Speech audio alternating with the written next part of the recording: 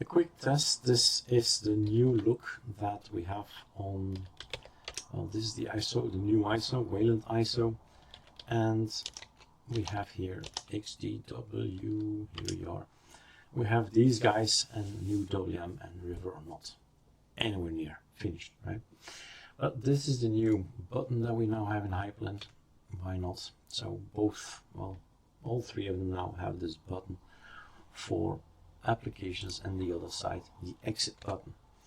So that's a quick test also of the sound. OBS-studio is working on the other end, and let's go and drag this thing over here. So that's basically what I've done.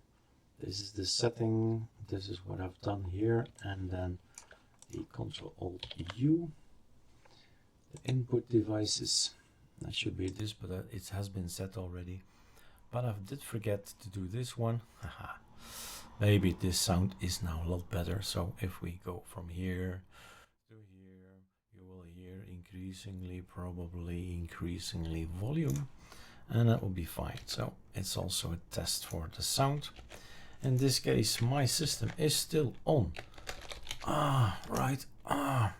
So if you have another keyboard, just make something like I've made here.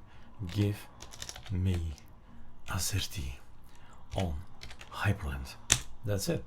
And I have to reboot, and that's it for me. All right.